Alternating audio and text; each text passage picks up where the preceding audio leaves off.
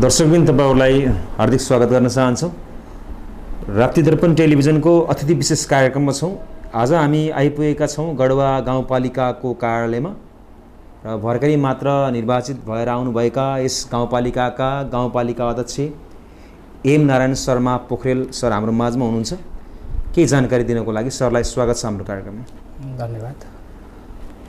अब निर्वाचित भएर भर्खरै जिम्मेवारीमा आउनु भएको छ, खुसी पनि छ एकातिर र अब केही गर्नुपर्छ भन्ने सोच पनि होला। कसरी अगाडि बढ्नुहुन्छ होल टिम जानकारी गराइदिनुस् न। यहाँलाई धन्यवाद। खास गरी हामी निर्वाचित भएर आइसके पछाडि अब यो संविधानले जसरी 3 तहको सरकारको अवधारणा अगाडि सारेर सङ्घ, प्रदेश र स्थानीय तह गरेर 3 तहको सरकारको जुन खालको अवधारणा त्यो खालको प्रावधान राखेको छ र स्थानीय तहको सरकारलाई केही निश्चित जिम्मेवारीहरू छन् हैन। संविधानले चाहिँ प्रदान गरेका केही जिम्मेवारीहरू छन् र हाम्रो पहिलो काम भनेको खास गरी संविधानले स्थानीय तहलाई दिएका जुन जिम्मेवारी छन्, जुन अधिकार छन्, त्यो अधिकारहरूलाई हामीले आम जनताले महसुस गर्ने गरी त्यो चाहिँ सेवा सुविधाका जुन कुरा छन् त्यसलाई हामीले चाहिँ प्रवाह गर्छौं। त्यसपछि शिक्षा अहिले तपाईले बुझ्नु भएको छ हैन। खास गरी माध्यमिक तहसम्मको शिक्षाको दायित्व अहिले स्थानीय सरकारलाई छ र अहिले शिक्षामा अलिकति समस्या हामीले देखिरहेका छौं। सबै ठाउँमा शिक्षामा गुणस्तरको अभाव छ। खास गरी सामुदायिक विद्यालयहरूमा अब अलिकति आम अभिभावकको आकर्षण भन्दा पनि अलिकति विकर्षण जस्तो हैन, त्यहाँ चाहिँ पढाइ राम्रो हुँदैन भनेर अलिकति गुणस्तर खस्केकै अवस्था छ। त्यसकारण हामीले के भनेका छौं भने जबसम्म शिक्षामा चाहिँ आमूल परिवर्तन हुँदैन, जबसम्म शिक्षामा गुणस्तर हामीले चाहिँ कायम गर्न सक्दैनौँ, जबसम्म एउटा गुणस्तरीय शैक्षिक जनशक्तिको उत्पादन हुन सक्दैन, तबसम्म चाहिँ समग्र विकास हुँदैन। त्यसकारणले विकास भन्दा बित्तिकै अरू संरचनागत विकास मात्रै नभएर खास गरी अब दिगो विकास हासिल गर्नको लागि पहिलो कुरा चाहिँ शिक्षामा गुणस्तरीय जनशक्ति, सबै क्षेत्रमा बिक्ने जनशक्ति उत्पादन गर्ने चाहिँ काम हुन्छ र अब माध्यमिक तहसम्मको शिक्षाको सम्पूर्ण जिम्मेवारी, सम्पूर्ण दायित्व अब स्थानीय सरकारले लिएको हुनाले हाम्रो पहिलो जिम्मा भनेको त्यो माध्यमिक तहको शिक्षालाई गुणस्तरीय बनाउने, आम जनताको चाहिँ त्यसमा पहुँच पुर्याउने, कोही पनि बच्चाहरू बालबालिकाहरू विद्यालयको शिक्षाबाट वञ्चित नहोस्, त्यो कार्यक्रम हामीले अगाडि बढाउने छौं। र सँगसँगै गुणस्तरको जुन समस्या खड्किरहेको छ, हाम्रो पहिलो जोड के छ भने शिक्षामा चाहिँ गुणस्तरीय जनशक्ति उत्पादन गर्नको लागि सबै शिक्षालयहरूमा गुणस्तर सुधारको कार्यक्रम हाम्रो पहिलो कार्यक्रम हुनेछ। यो सँगसँगै मैले यहाँलाई अर्को पनि जानकारी गराएँ, आधारभूत स्वास्थ्यको चाहिँ दायित्व पनि संविधानले स्थानीय सरकारलाई नै दिएको छ। त्यसकारणले अब हाम्रो नेपालमा धेरै चाहिँ खास गरी तल्लो वर्ग, आधारभूत वर्गका जनताहरूले स्वास्थ्य सेवा नपाएर थुप्रै खालको समस्या भोगिरहेको जुन अवस्था छ, हामीले चाहिँ के भनेका छौं भने अब हामी निर्वाचित भएर आउँदै गर्दा हाम्रो सम्पूर्ण टिमले यो गढवा गाउँपालिकाको स्वास्थ्य क्षेत्रलाई हामीले चाहिँ रूपान्तरण गर्ने, खास गरी सबै स्वास्थ्य संस्थाहरूको स्तर उन्नति गर्ने, पर्याप्त मात्रामा सबै स्वास्थ्य संस्थाहरूमा त्यो खालको चाहिँ स्वास्थ्य उपकरण, औषधि लगायतका त्यो खालको बन्दोबस्त गर्ने र खास गरी सरकारले अब केही औषधिहरू निःशुल्क रूपमा जनतालाई दिने भनेर जुन चाहिँ त्यो चाहिँ घोषणा गरेको छ हैन, त्यो सबै प्रकारका औषधिहरू हामीले जनतालाई निःशुल्क रूपमा चाहिँ उपलब्ध गराउने। सँगसँगै अब यो गढवा गाउँपालिकामा एउटा सुविधा सम्पन्न अस्पताल नभएकै कारणले अब यहाँ सामान्य रोगको लागि पनि हामी बाहिर जानुपर्ने जुन खालको बाध्यता छ, हामीले के भनेका छौं भने अब यो जुन यहाँ चाहिँ 15 शैय्याको अस्पताल छ, यो अस्पताल भर्खरै अब यहाँ चाहिँ निर्माणको चरणमा छ।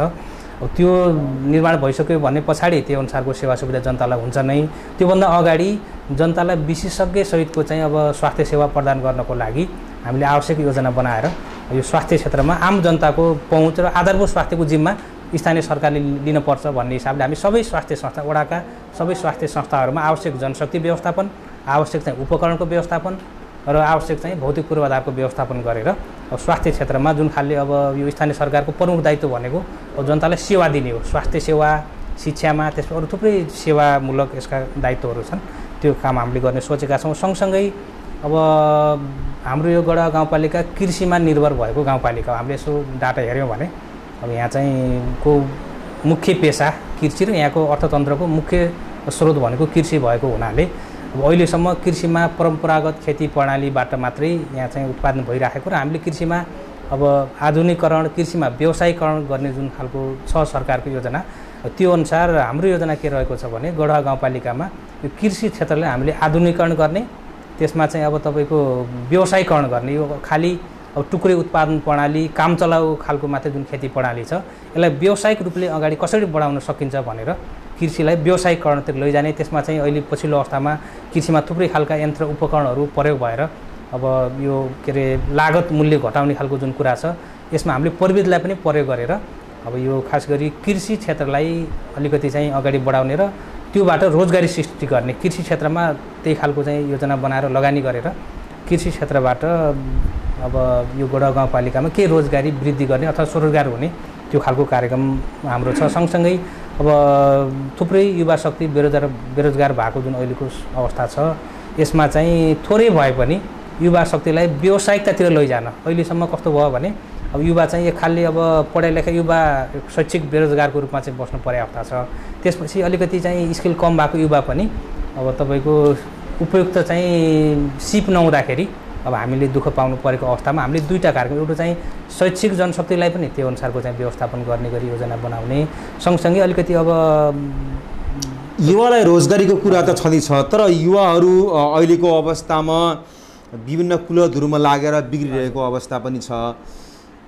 अब त्यस्ता त्यो सोच पनि केही होला नि तपाईँहरूको? हजुर एकदम छ। जस्तो युवा चाहिँ शक्ति भनेको कस्तो भने राज्यले सही योजना सही दृष्टिकोण सहित युवालाई परिचालन गर्दा देश चाहिँ विकासको एउटा नयाँ ठाउँमा पुग्छ। तर त्यो युवालाई हामीले सही ढङ्गले व्यवस्थापन गर्न सकेनौँ राज्यले सही दिशानिर्देश गर्न सकेन भने फेरि हजुरले भने जस्तै अब युवा चाहिँ कुलततिर विकृति विसङ्गतितिर गइरहेको जुन अवस्था छ यसलाई पनि हामीले मध्यनजर गरेर युवा जबसम्म चाहिँ राज्यको मूलधारमा हैन समाज विकासको चाहिँ अग्रपङ्क्तिमा जबसम्म युवा पङ्क्ति आउँदैन तबसम्म देश विकासको जुन नारा छ त्यो चाहिँ त्यसले सार्थकता पाउँदैन। त्यसकारणले आम युवालाई एउटा सही दिशा चाहिँ दिएर आम युवालाई समाज विकास त्यसपछि अब यो अर्थतन्त्रमा युवाहरूको भूमिकालाई सुनिश्चित गर्ने त्यो हिसाबले हामी अगाडि बढ्छौँ। हजुरले भने जस्तो कुलततिर विकृति विसङ्गतितिर थोरै थोरै जान खोजेको जुन युवाहरूको ट्रेन छ त्यो ट्रेनलाई रोकेर हामीले चाहिँ समाज रूपान्तरणको लागि युवालाई परिचालन अझ तपाईँले भन्नुभयो शिक्षामा स्वास्थ्यमा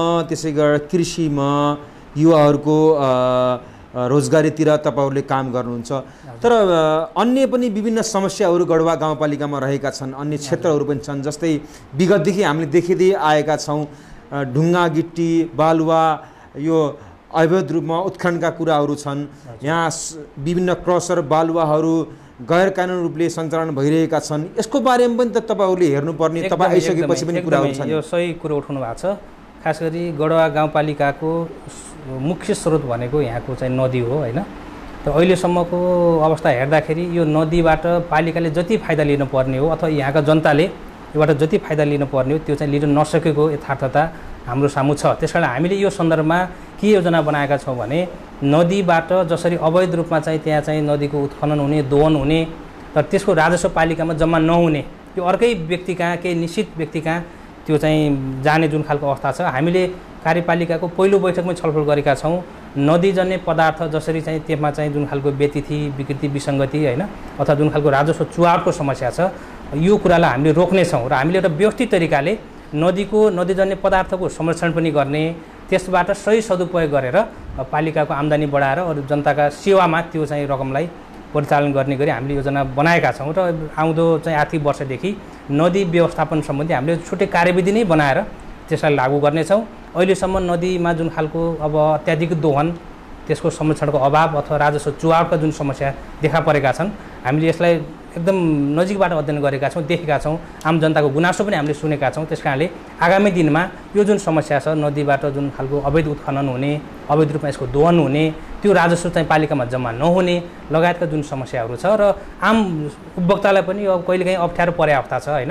अब नदी सधैँ चाहिँ खुल्दैन अब आम उपभोक्ताले पनि चाहेको बेला नदीजन्य पदार्थ नपाएको अवस्था छ।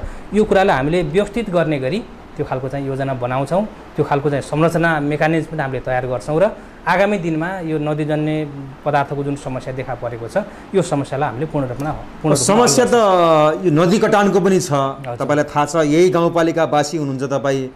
अब नदी कटान व्यवस्थापन गर्नका लागि के गर्नु पर्ला गाउँपालिकाको पहल कस्तो हुनुपर्छ विभिन्न सङ्घ संस्थाहरू विभिन्न कार्यालयहरूले पनि यसप्रति एउटा चासो देखेको अवस्था त हो, तर प्रतिफल राम्रो आएको छैन। हजुर, अब यो खास गरी देउखोरीको ठुलो समस्याको रूपमा एउटा त राप्ती नदीले कटान गरेको समस्या एकातिर छ भने सँगसँगै गढवा गाउँपालिकामा थुप्रै खालका खहरे खोलाहरू छन् जसले वर्षेनी चाहिँ थुप्रै खेतीयोग्य जमिन अब त्यसले कटान गरिरहेको सन्दर्भमा अब यो राप्ती नदीलाई संरक्षण गर्ने त्यसमा चाहिँ तटबन्ध गर्ने कुरा यो चाहिँ अब पालिका लेभलबाट हामीले चाहेर हुन सक्ने विषय होइन र हामीले चाहिँ माथिल्लो निकायमा खास गरी यो राप्ती नदी हेर्ने गरी लमैमा जनताको तटबन्धको जुन कार्यालय छ त्यो कार्यालयसँग हाम्रो समन्वय भइरहेको छ। मैले अस्ति भर्खरै काठमाडौँमा पनि यो विषयमा बुझेको थिएँ र तुरुन्तै अब यो जुन के अरे वडा नम्बर 1 देखि बाँकी रहेको जुन तटबन्ध गर्ने कार्य छ अब यसमा चाहिँ यो एडिबीले यसमा सहयोग गरेर अब मलाई लाग्छ यही सालदेखि नै यो विषयमा अब टेन्डर खुल्छ र बाँकी रहेको राप्ती नदीमा बाँकी रहेको जुन तटबन्धको कार्य छ यो चाहिँ निकट भविष्यमै सुरुवात हुनेछ र यो जुन नदी कटानको समस्या राप्ती नदीमा त्यसरी समाधान हुनेछ। सँगसँगै खहरे खोलाहरूको नियन्त्रणको लागि पनि हामीले प्रदेश सरकारसँग यहाँबाट केही चाहिँ त्यस्तो एकदमै बढी समस्या भएको ठाउँमा अब त्यो तटबन्धको माग गरेर केही योजना पठाएका छौँ र बाँकी सान्तिना चाहिँ जुन समस्याहरू छन् तुरुन्तै अब गर्नुपर्ने केही तटबन्धका कुराहरूलाई हामीले पालिका स्तरबाट पनि त्यो योजना बनाएर त्यसलाई चाहिँ कार्यान्वयन गर्नेछौँ। सहजाम यादवजी जो योभन्दा अगाडि यस गाउँपालिकाको गाउँपालिका अध्यक्ष हुनुहुन्थ्यो, चुनावी माहौलमा तपाईहरु जब प्रतिस्पर्धामा हुनुहुन्थ्यो त्यति बेला उहाँसित अन्तर्वार्ता गर्दा मैले यो गाउँपालिकामा जित्नुपर्छ किनकि अधुरा रहेका कामहरू मैले पुरा गर्नुपर्ने छ भनेर भन्नुभएको थियो।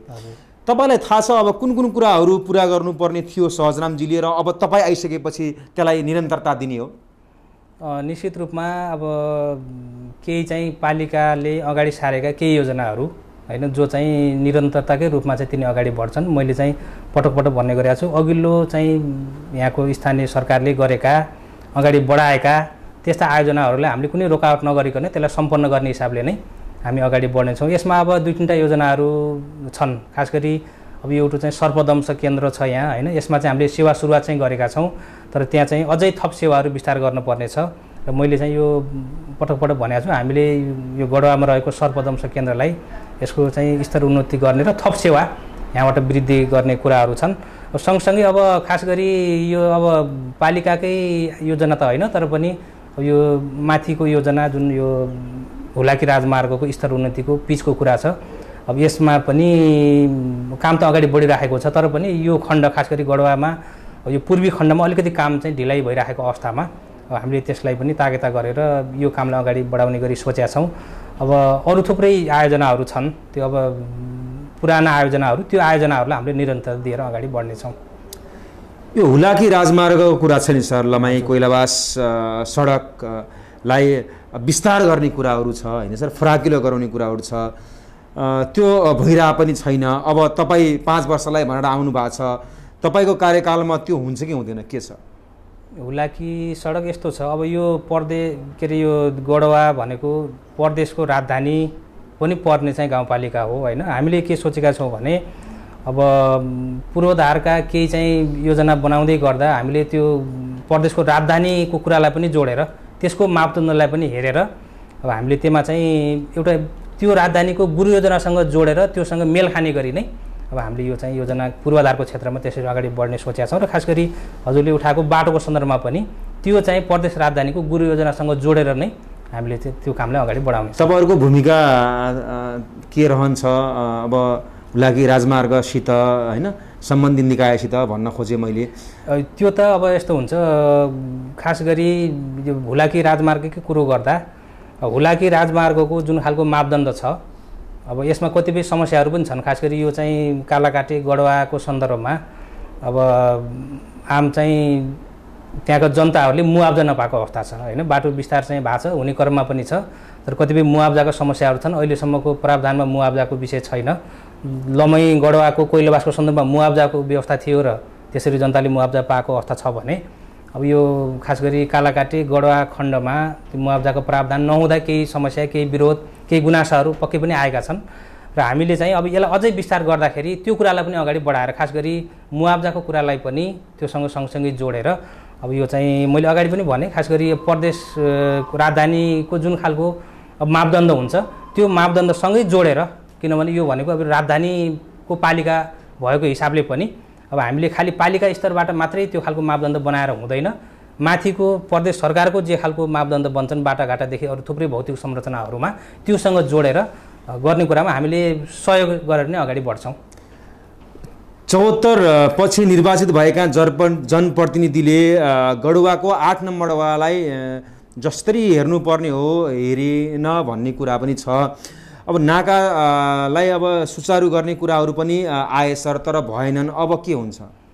यो चाहिँ खास गरी कोइलावास क्षेत्र एक ढङ्गले पुनर्संरचना हुने क्रममा रहेको छ। जसरी पहिले कोइलावासको अवस्था जे थियो पछिल्लो अवस्थामा त्यहाँको अब के अरे बजार, त्यहाँको भन्सार सुकेको अवस्था छ र हामीले यो विषयमा मैले अस्ति भर्खरै पनि अर्थमन्त्रीसँग भेट गरेर कोइलावासको नाकालाई सुचारू गराउनको लागि, त्यसपछि कोइलावासको पुनर्संरचना, त्यहाँ थुप्रै सरकारी अड्डाहरू थिए तिनलाई चाहिँ फेरि हामीले पुनर्संरचित गरेर त्यहाँ नयाँ स्ट्रक्चर बनाउनको लागि त्यो खालले हामीले कुरो पनि उठाएका छौँ, केही माग पनि गरेका छौँ।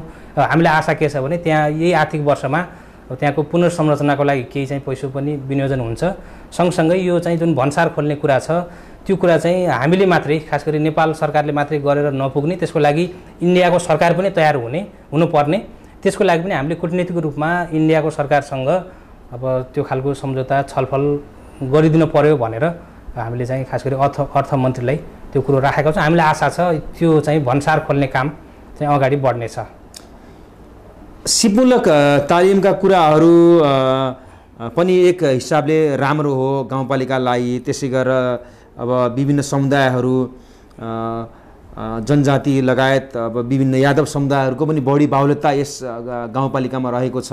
कस्ता कस्ता कार्यक्रमहरू अब आउने आर्थिक वर्षलाई भनेर तपाईँहरूले राख्नु भएको छ? मैले अगाडि पनि जोडेको थिएँ, हाम्रो एउटा लक्ष्य भनेको रोजगारी वृद्धिको र स्वरोजगार बनाउने लक्ष्य पनि गाउँपालिका रहेको हुनाले खास गरी अब यो शक्ति हुँदा जुन खालको समस्या हामीले भोग्न परिरहेको छ त्यो समस्यालाई हल गर्नको लागि, दक्ष जनशक्ति उत्पादन गर्नको लागि अब यो समुदाय लक्षित हैन, खास गरी अब समुदाय र अब अलिकति चाहिँ वर्ग लक्षित खालका चाहिँ तालिमहरू हामीले सुरुवात गर्नेछौँ। जस्तो तपाईँले भन्नुभयो हैन, अब चाहिँ मधेसी समुदायमा त्यो होला, त्यसमा दलित समुदायमा होला, अरू चाहिँ महिलाहरूमा होला, यहाँ कमैया मुक्त कमैयाहरूको पनि बसोबास छ त्यता होला, कुमाल समुदाय छ अलिकति पछाडि परेको समुदाय, अलिकति हामीले समुदाय लक्षित खालको कार्यक्रम पनि गर्छौँ। सँगसँगै अब अलिकति आर्थिक रूपले विपन्न चाहिँ वर्गहरूलाई पनि केन्द्रमा राखेर अब यो खास गरी सिपमूलक कार्यक्रमहरू, सिपमूलक कार्यक्रमको उद्देश्य के भने मान्छेहरूलाई चाहिँ रोजगारी, त्योबाट रोजगार सृष्टि गर्ने र मान्छेहरूलाई स्वरोजगार बनाउने उद्देश्यमा आधारित रहेर हामीले त्यस्ता खालका सिपमूलक तालिमहरूको व्यवस्था चाहिँ गर्नेछौँ। अब नेपाल सरकारले फेरि सुकुम्बासी अव्यवस्थित भूमिहीनहरूलाई अब लाल पूर्जा वितरण गर्ने जस्ता कुराहरू पनि अब अगाडि सारेको छ। तपाईँहरूको भूमिका पनि के रहन्छ? कहिलेसम्म हातमा लाल पूर्जा ती सुकुम्बासी भूमिहीनहरूले पाउँछन् त? यो सन्दर्भमा अब यो भूमि आयोग गठन भएर केही प्रक्रियाहरू अगाडि बढेको छ। अब गडुवा गाउँपालिकाको सन्दर्भमा फारमहरू सङ्कलन भएको छ र त्यो फारम हामीले इन्ट्री गर्ने। गडुवा गाउँपालिकाको कुन वडामा बढी त्यस्ता भूमिहीन सुकुम्बासीहरू? वडागत हिसाबले हेर्दा बढी चाहिँ वडा नम्बर 1 मा सुकुम्बासीहरूको सङ्ख्या अलिकति बढी चाहिँ भएको छ। मैले डिटेलमा यो विषयमा अझै पनि राम्रोसँग अध्ययन गर्न पाएको छैन र हामीले के सोचेका छौँ भने अस्ति म चाहिँ काठमाडौँ गएको बेला भूमि सुधार मन्त्रालयमा पनि हामी पसेका थियौँ। अब पहिलो चरणमा खास गरी गडुवा गाउँपालिकाको पहिलो चरणमा हामीले सुकुम्बासी र भूमिहीन, यहाँ थुप्रै जमिनको त थुप्रै समस्या छ हैन, ऐलानी जग्गामा सरकारी जग्गामा बसोबास गर्ने अव्यवस्थित बसोबासीको पनि समस्या यहाँ चर्को रूपमै छ। तर पनि पहिलो प्राथमिकता हामीले भूमिहीन र सुकुम्बासी त्यो वर्गलाई केन्द्रमा राखेर अब यो लाल पूर्जा वितरणको काम चाहिँ अगाडि बढाउनेछौँ र यो दाङ जिल्लामा यो जिल्ला चाहिँ यो सुकुम्बासी समस्या समाधान समिति यसको चाहिँ पनि अब यो लगत्तै गठन होला। त्यो गठन भइसके पछाडि केही त्योसँग पनि समन्वय गरेर काम गर्नुपर्ने हुन्छ हामीले। त्यो गठन भइसके पछाडि अब यहाँ चाहिँ जुन रोकेका कामहरू छन् हैन, अब केही चाहिँ इन्ट्री गर्नुपर्ने, त्यसपछि अब कतिपय जग्गा जमिनको नाप नक्सा लिनुपर्ने, यो सबै प्रक्रिया पुरा गरेर अब हामीले पहिलो चरणमा वास्तविक सुकुम्बासी र वास्तविक भूमिहीनलाई लाल पूर्जा वितरणको काम सुरुवात गर्नेछौँ। त्यो सँगसँगै अब चरणबद्ध रूपमा अरू अब अव्यवस्थित बसोबासीहरू पनि हुनुहुन्छ यहाँ हैन। त्यसपछि अब यहाँ मुक्त कमैयाको पनि ठुली समस्या छ, उहाँहरू अब पनि एक प्रकारले अब जनतन आश्रय खोजेर बसिराख्नु भएको छ उहाँहरूको समस्यालाई पनि समाधान गर्नको लागि हामी चाहिँ अगाडि बढ्नेछौँ। यो वैज्ञानिक कर प्रणालीका कुराहरू पनि व्यापक रूपमा उठिरहेको अवस्था अवसर गढुवा गाउँपालिकामा पनि यो करको दायरा कस्तो छ, तपाईसकेपछि यसलाई केही फेरबदल गर्नुपर्ने अवस्था हो कि? अब यसमा निश्चित रूपमा अब पालिकाको अथवा जुनसुकै सरकारको आम्दानीको स्रोत भनेको राजस्व अथवा कर नै हो। अब यसमा दुई तीनटा कुरा छन्। एउटा चाहिँ अनावश्यक क्षेत्रमा चाहिँ कर जनतालाई मार पर्ने गरी कर उठाएर जनगुनासो आएको सन्दर्भ पनि कतिपय अवस्थामा हामीले देख्छौँ। कतिपय करको दायरामा ल्याउनु पर्ने क्षेत्र पनि छुटेको सन्दर्भमा हामीले त्यसको चाहिँ विस्तृत रूपमा अध्ययन गरेर करको दायरा चाहिँलाई फराकिलो बनाउने नै हो। यसको चाहिँ अब यो करको जबसम्म करको दायरालाई हामीले फराकिलो बनाउन सक्दैनौँ तबसम्म चाहिँ अब यहाँ चाहिँ राजस्व वृद्धि हुन सक्दैन। राजस्व वृद्धि हुन सकेन भने हामीले विकास निर्माण लगायत जुन जनतालाई सेवा दिने कुरामा हाम्रो चाहिँ त्यहाँ चाहिँ पर्याप्त मात्रामा बजेट हुन सक्दैन। त्यस कारणले हामीले यसको वैज्ञानिक अध्ययन गरेर अझै हामी अध्ययनकै चरणमा छौँ होइन। अब करको दायरा बढाउनु पर्ने क्षेत्रहरू के हुन् र जनतालाई अलिकति मार परेको क्षेत्र कुन हो त्यो सबै हामीले त्यसको चाहिँ विस्तृत रूपमा अध्ययन गरेर अब त्यसको एकिन डाटा निकालेर यो सन्दर्भमा हामीले आवश्यक निर्णय लिनेछौँ। कर्मचारीहरू त्यसै गरेर जनप्रतिनिधिहरू को आफ्नै एउटा अधिकार हुन्छ, उहाँहरूको तपाईँको छुट्टै अधिकार छ, उहाँहरूको छुट्टै अधिकार छ।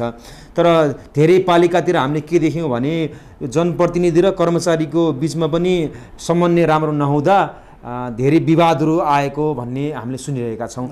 यस्तो नहुन दिनको लागि तपाईँको भूमिका कस्तो रहन्छ यो 5 वर्षमा? निश्चित रूपमा यो चाहिँ एउटा हरेक तहको सरकार सही ढङ्गले सञ्चालन हुनको लागि जनप्रतिनिधि र कर्मचारीको बिचमा एउटा राम्रो सुमधुर खालको सम्बन्ध आवश्यक छ। त्यो सम्बन्ध बिना अब हामीले कुनै पनि सरकारका कामलाई प्रभावकारी ढङ्गले अगाडि बढाउन सक्दैनौँ। अब यहाँको सन्दर्भमा पनि अब जस्तो जनप्रतिनिधिका केही निश्चित जिम्मेवारी र अधिकारहरू छन् र कर्मचारीका केही निश्चित जिम्मेवारी र अधिकारको कुरा छन्। त्यो सबै जनप्रतिनिधि पनि कर्मचारी पनि आफ्नो अधिकार र जिम्मेवारीप्रति पूर्ण रूपले सचेत भएर एक अर्कालाई सहयोग गर्ने गरी अगाडि बढ्दा नै अब हामीले अपेक्षित चाहिँ परिणाम हासिल गर्न सक्छौँ। र खास गरी अब दुई तीनटा कुरा समस्याको रूपमा रहेका छन्। एउटा के छ भने खास गरी जनतालाई सेवा दिने कुरामा अब बढी चाहिँ कर्मचारीकै हात हुन्छ, किनभने अब सबै सेवामूलक कामहरूको सम्पादन गर्ने त्यो जिम्मा चाहिँ कर्मचारीलाई नै भएको हुनाले अब हामीले गढुवा गाउँपालिकाको सन्दर्भमा केही जनताबाट गुनासो आएका छन्, खास गरी काममा ढिला सुस्ती होइन। त्यसपछि जनताले अलिकति चाहिँ अब छिटो छरितो सेवा नपाएको, काममा ढिला सुस्ती भएको, अनावश्यक चाहिँ यो चाहिँ प्रक्रियागत झन्झट जनताले बिहोरेको जुन खालको गुनासो आएको छ। र हामीले के छलफल चलाइरहेका छौँ भने जनतालाई अब सम्पूर्ण सेवा प्रवाह गर्दाखेरि जनताले कम्तीमा सहज महसुस हुने गरी सरल तरिकाले सहज तरिकाले अब कतिपय आवश्यक जुन प्रक्रियागत झमेलालाई पनि हामीले त्यसलाई पनि अब सहज हुने गरी कार्य सम्पादन गर्ने योजना बनाएका छौँ। खास गरी गाउँपालिकामा जनताले सेवा चाहिँ लिन आउँदाखेरि यहाँ अप्ठ्यारो महसुस गर्ने जुन खालको गुनासो आएको छ, हामीले यो कुरालाई यहाँ छलफल चलाएर यो कर्मचारी साथीहरूसँग पनि हामी छलफल गरिरहेका छौँ। आम जनतालाई कसरी सजिलो तरिकाले होइन उहाँहरूलाई चाहिँ प्रत्याभूति हुने गरी अब यहाँबाट पालिकाबाट प्रवाह हुने सेवालाई हामीले चाहिँ त्यो प्रवाह गर्न सक्छौँ। र खास गरी अब यो चाहिँ के अरे सुशासनको क्षेत्रमा होइन हामी कसरी अगाडि बढ्न सक्छौँ, जनतालाई त्यो सुशासनको प्रत्याभूति कसरी दिन सक्छौँ भन्ने हिसाबले हामीले त्यो खालको छलफल गरिरहेका छौँ। र आवश्यक यो सम्बन्धी आवश्यक कार्ययोजना बनाएर नै यहाँबाट हुने सेवा सुविधालाई छिटो छरितो जनताको बिचमा पुर्याउने र एउटा सुशासन कायम गर्ने हिसाबले हामी अगाडि बढ्नेछौँ। र जनप्रतिनिधि पनि अब अनावश्यक कुरामा कतिपय अवस्थामा कर्मचारीलाई नहुने काम पनि अब दबाब दिएर गराउने खालको कता कता त्यो प्रवृत्ति पनि देखिन्छ। यसलाई पनि हामीले अब चाहिँ सही ढङ्गले समाधान गरेर जनप्रतिनिधि र कर्मचारी बिचको सम्बन्धलाई एउटा सुमधुर बनाएर नै हामी अगाडि बढ्नेछौँ। गढुवा उद्योग वाणिज्य सङ्घ छ हाम्रो गाउँपालिकामा व्यापारी व्यवसायहरूको हकितका लागि। तर गढुवा गाउँपालिकाको पनि केही भूमिकाहरू केही योगदानहरू हुनुपर्छ। गढुवा बजारको विस्तारका लागि होस् अथवा कालाकाटे अथवा धानखोला अथवा विभिन्न साना साना बजारको विस्तारका लागि त्यो देखिएन कहिले पनि। 74 पछि हामीले देखेनौँ, त्यो हुन्छ कि हुँदैन? निश्चित रूपले अब यो बजार व्यवस्थापन र खास गरी हजुरले जोड्न खोजेको निजी क्षेत्रको विकासको लागि अब यहाँ उद्योग वाणिज्य सङ्घ लगायतका केही संस्थाहरू छन्। त्यो अब ती संस्थाहरूले मात्रै भन्दा पनि त्यसमा चाहिँ सरकारको राज्यको पनि त्यो खालको सहकार्य समन्वय र सहयोगको आवश्यकता पर्छ। र हामीले बजार व्यवस्थापनको सन्दर्भमा योभन्दा अगाडि कति काम भयो होइन त्यसको हामीले समीक्षा गर्नेछौँ। र आगामी दिनमा यहाँ भएका केही निश्चित बजारहरू धानखोला त्यसपछि तपाईँको कालाकाटे होइन अब यता चाहिँ जेठान गाउँ गोबडिया लगायतका सानसाना बजारहरू ती बजारहरूलाई कसरी व्यवस्थित गर्ने र खास गरी यो ठुलो गढवा जुन मुख्य चाहिँ यहाँको बजारको रूपमा रहेको छ यो बजारलाई कसरी चाहिँ व्यवस्थित गर्ने भनेर हामीले त्यो खालको योजना बनाएका छौँ र यसमा अब अलिकति व्यवस्थित गर्दै गर्दा बजारबाट निक्लिने फोहोरहरू ढलका कुराहरू होइन विभिन्न कुराहरू पनि हुन्छन् नि सर। हजुर हजुर त्यसको लागि पनि चाहिँ सोध्नु भयो पक्कै पनि अब एउटा चाहिँ सरकारले समग्रमा योजना बनाउन जरुरी छ। हामीले एउटा क्षेत्रमा मात्रै फोकस भन्दा पनि जस्तो यहाँ चाहिँ अब ढल व्यवस्थापनको कुरो निकाल्नु हो होइन त्यही सँगसँगै फोहोर मैला व्यवस्थापनको कुरा पनि छ। यो विषयमा हामीले वैज्ञानिक हिसाबले फोहोर मैलालाई व्यवस्थित गर्ने र सफा सुन्दर गाउँपालिका निर्माण गर्ने गरी त्यो खालको योजना चाहिँ बनाउँदैछौँ। अझ हामी योजना निर्माणकै चरणमा भएको हुनाले अब हामीले समग्र यो विषयमा समग्र यहाँ चाहिँ योजनाहरू निर्माण गर्नुपर्नेछन्। ती समग्र योजना निर्माण गरिसके पछाडि अब हामीले हजुरसँग फेरि हामीले बनाएका योजनाहरूको विषयमा अब जानकारी गराउनेछौँ। स्वास्थ्यमा, शिक्षामा, खानेपानीमा, फोहोर मैला व्यवस्थापनमा होइन लगायतका थुप्रै कृषिमा जे जति हाम्रो चाहिँ अधिकार क्षेत्रभित्रका चाहिँ कामहरू छन् त्यो विषयमा समग्र हामीले योजना बनाएर त्यसको चाहिँ सूचना प्रवाह पनि हामीले तपाईँहरू मार्फत अथवा आम मिडिया मार्फत चाहिँ गर्नेछौँ। धार्मिक पर्यटकीय क्षेत्रहरू को प्रचार प्रसार बढी भयो, व्यापक रूपमा भयो भने पर्यटकीयहरू आउने र गढवा गाउँपालिकालाई एउटा आर्थिक रूपमा केही सहयोग हुने पनि रहन्छ सर होइन। जङ्गलकुटी त्यसै गरेर चाहिँ कोइलाबासको मन्दिरहरू पनि ठुलोठाला राम्रा ठाउँहरू पनि यहाँ रहेका छन्। धार्मिक पर्यटकीय स्थलहरू के छ, केही सोच गराउनु भएको छ? पक्कै पनि अब यो धानखोलाको मन्दिरको कुरा विकास हुनको लागि धेरै क्षेत्रहरूको विकास हुन जरुरी छ। त्यो मध्येको एउटा क्षेत्र भनेको पर्यटकीय क्षेत्र हो। गढवा गाउँपालिकाको सन्दर्भमा केही चाहिँ पर्यटन क्षेत्रमा केही सम्भावनाहरू छन्। तपाईँले भने जस्तै जङ्गलकुटी एउटा चाहिँ धार्मिक महत्त्वको क्षेत्रको रूपमा रहेको छ। त्यसै गरी कोइलाबासको रामजानकी मन्दिर यिनी चाहिँ धार्मिक पर्यटनकै हिसाबले, धानखोलाको पनि त्यसै गरी धानखोला यी क्षेत्रहरू धार्मिक पर्यटनको हिसाबले महत्त्वपूर्ण क्षेत्रहरू हुन्। यो सँगसँगै केही प्राकृतिक क्षेत्रहरू पनि हामीसँग छन्। ती क्षेत्रहरूको पनि हामीले समुचित विकास गरेर अब यहाँको पर्यटन प्रवर्धनलाई चाहिँ विकास गर्ने र त्यो क्षेत्र मार्फत केही न केही रोजगारी सृष्टि गर्ने गरी नै हामीले यो सम्बन्धमा योजना चाहिँ बनाउँछौँ। जङ्गलकुटीमा पिकनिक स्पोट पनि बनाउन सक्ने सम्भावनाहरू छ नि सर, तर तपाईँहरू त्यहाँ अलिकति चुक्नु भयो भन्ने कुरा पनि छ कि सर? अब जङ्गलकुटीको सन्दर्भमा त्यो एउटा धार्मिक पर्यटनकै रूपमा हामीले त्यसलाई अगाडि बढाउन खोजेका छौँ। खास गरी अब यो चाहिँ अलिकति प्राकृतिक चिकित्सा क्षेत्र जसरी पछिल्लो अवस्थामा बहसको रूपमा आइराखेको छ होइन, योग ध्यान लगायतको जुन अब यो पूर्वीय सभ्यता अथवा प्राकृतिक चिकित्सा जुन छ हामीले त्यो हिसाबले त्यहाँ अलिकति शान्त वातावरणमा त्यो हिसाबले अगाडि बढाउन खोजेको हुनाले अब के अरे चाहिँ पिकनिक स्पोटको रूपमा चाहिँ अलि छुट्टै चाहिँ हामीले क्षेत्र चाहिँ त्यहाँ चाहिँ विकास गर्ने सोचिरहेका छौँ। जुन अहिले जङ्गलकुटीको रूपमा जुन चिनिएको चाहिँ ठाउँ छ त्यो ठाउँलाई हामीले त्यसरी खास गरी योग साधना गर्ने केन्द्रको रूपमा हामीले चाहिँ अगाडि बढाउन खोजेका हुनाले अब त्यही ठाउँमा पिकनिक स्पोट बनाउँदाखेरि अलिकति त्यतातिर डिस्टर्ब होला कि भनेर त्यसलाई फरक हिसाबले अगाडि बढाउने।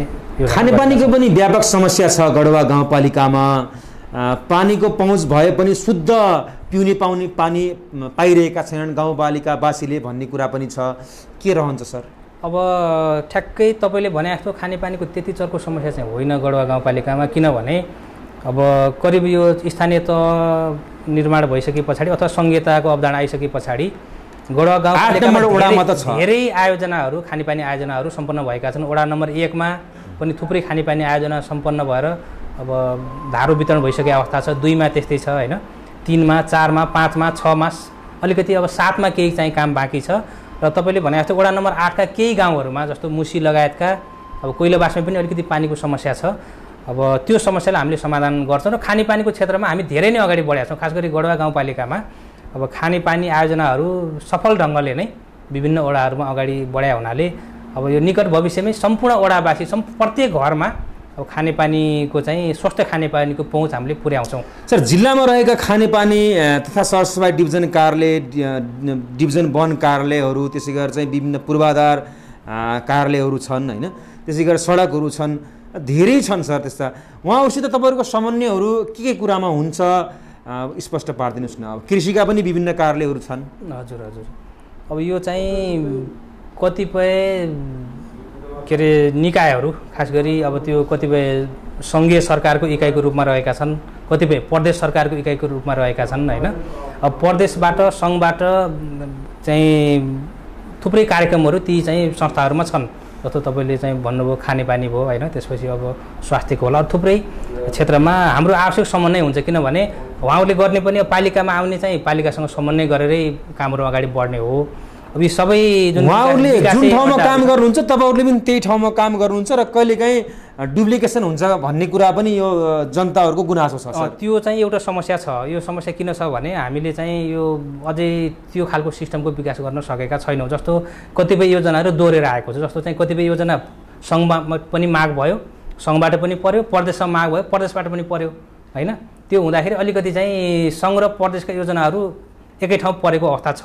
यसलाई हामीले आगामी दिनमा के सोचेका छौँ भने प्रदेशमा पालिकाबाट माग गर्ने योजनाको छुट्टै हामीले लिस्ट बनाएर त्यहाँ चाहिँ पेश गर्ने, त्यसपछि सङ्घमा पनि त्यसरी नै पेश गर्ने।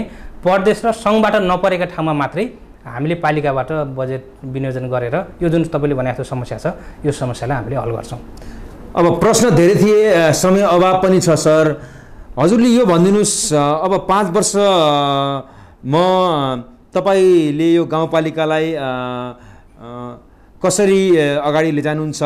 काम गर्ने क्रममा विपक्ष अथवा अन्य पार्टीका प्रतिनिधि अथवा जनप्रतिनिधिहरूले तपाईँलाई साथ सहयोग दिनु भएन भने त्यस्तो अवस्थामा तपाईँको के रहन्छ रियाक्सन, यो पनि स्पष्ट पारिदिनुहोस् न सर। अब निश्चित रूपमा अब 5 वर्ष कार्यकालमा हामीले 2-3टा कुरा मैले अगाडि पनि भने होइन। यो गाउँलाई एउटा सुशासनयुक्त गाउँपालिकाको रूपमा चाहिँ विकास गर्ने, यहाँबाट प्रभाव हुने सेवा सुविधाले आम जनताको पहुँचसम्म हामीले पुर्याउने, त्यसपछि शिक्षा, स्वास्थ्य, अब कृषि लगायतका क्षेत्रहरूलाई फोकस गरेर हामी अगाडि बढ्ने। यो सन्दर्भमा अब हामीले राम्रा योजना गढवा गाउँपालिकालाई एउटा चाहिँ उन्नत गाउँपालिकाको रूपमा विकास गर्ने योजना बनाउँदाखेरि पक्कै पनि मलाई विश्वास के छ भने व्यक्तिगत रूपमा सबै दलहरूको चाहिँ साथ र समर्थन हुन्छ र सम्पूर्ण गढवावासीको यसमा चाहिँ साथ र समर्थन हुन्छ भन्नेमा म विश्वस्त छु। त्यसपछि त्यसको लागि जस्तो दलहरूसँग आवश्यक पर्ने समन्वय, अरू सबै यो गढवा गाउँपालिकाका सरकारवाला निकायसँग आवश्यक पर्ने